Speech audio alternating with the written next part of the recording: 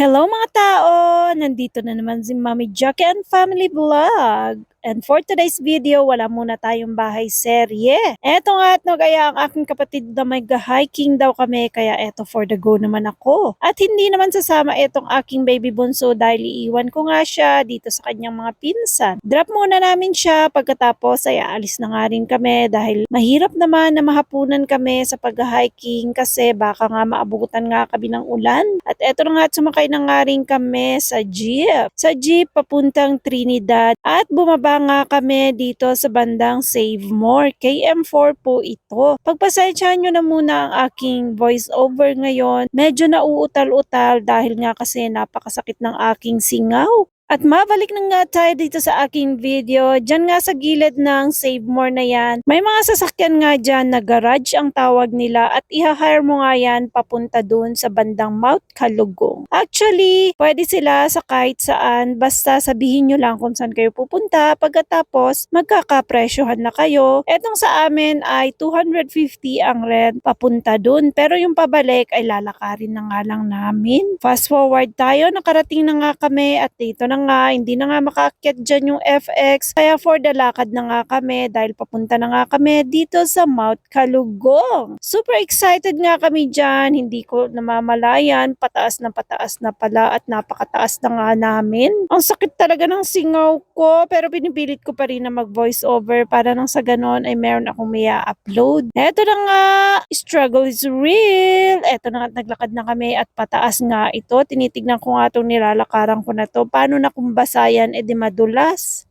Hinihingal-hingal pa nga ako niya nang nakarating na nga kami dito sa taas. Meron parang entrance fee at 100 per head yan. At dahil nandirito na nga kami, sobrang hangin nga at sobrang taas nga dito. Sana tapusin nyo naman ang video hanggang matapos. Hindi pa nga kami nakakaakyat sa bato na aakyatin namin ay sobrang hangin na nga. Sabi ko nga sa anak ko ay kumapit siya sa tenga niya, baka siya liparin. Charis. At eto na nga, nagpaka-video-video nga kami dyan. Hindi ko nga alam kung kaninong cellphone ako titingin. Basta na lang nag-ikot-ikot ako dyan na feeling ko wala akong problema. Nung nagpunta nga kami, feeling ko na-relieve ang aking mga stress. Kahit papano pala maganda rin yung ganito na lumalabas ka ng bahay. Dahil kapag nagkukulong ka lang ng bahay ay nako, yung stress mo ay stress pa rin. Kaya sabi ko nga sa susunod, dapat mag-hiking ulit tayo sa ibang lugar naman. Ma-share ko na nga lang habang nanonood kayo dito sa aming pinuntahan na ako pala ay isang loner. Mas gusto ko nga na nag-iisa, mas gusto kong nag-iisa sa aming bahay lang na wala masyadong kausap. Noong ako elementary nga ay dalawa lang ang aking kaibigan at nung nag-high school ako ay meron akong isang kaibigan lang din. Hanggang college, meron akong kaibigan, mga 4 sila pero hindi kami yun ganun ka-close. Paano ba naman kasi hindi ako masyadong nakikihalubilo sa kanila dahil pagkatapos ng aking klase ay umuwi agad ako ng bahay. Mas gusto ko pa nga umuwi ng bahay agad tapos makikinig ako ng music at yun nga ang aking kaligayahan. Music lover ako ng mga love songs baga. Ay siya, mabalik na nga tayo dito sa ating video. Eto na nga at papunta na nga kami sa mga bato-bato at nagre-ready na ang aking mga binti dyan at sana ikakayanin ko ang pag-akyat. Eto nga ang aking panganay ay sinasabihan ako na wag nang mag-akyat-akyat dahil nga daw baka sumakit itong aking paa. Dahil etong paa ko nga talaga ay madalas na sumasakit. Konting lakad-lakad lang ay madalas na sumasakit talaga. At ganun rin nga ang aking panganay. Ayan na nga, paakyat na nga kami at pigil na pigil talaga ang aking panganay sa akin na wag na daw akong tumuloy. Sabi ko naman, useless ang pagpunta natin dito kapag hindi natin nasubukan na magpunta doon sa pinakamataas na bato. Okay, anak, if you don't wanna go. I don't want. Can you? Ba't parang sumasayo yung pants mo? Crystal, lang ka! Sorry, at least nito babalik ka din. Batang 90s, nagbubundok-bundok. Baka nagbubundok-bundok yan noon. Ha? Yan. Mawag ka na umakyat!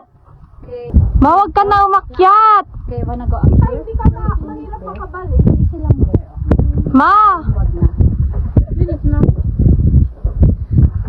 Mas mahirap pa dyan? Kaya mo hindi. Hindi ka mahirap pag bababa ka.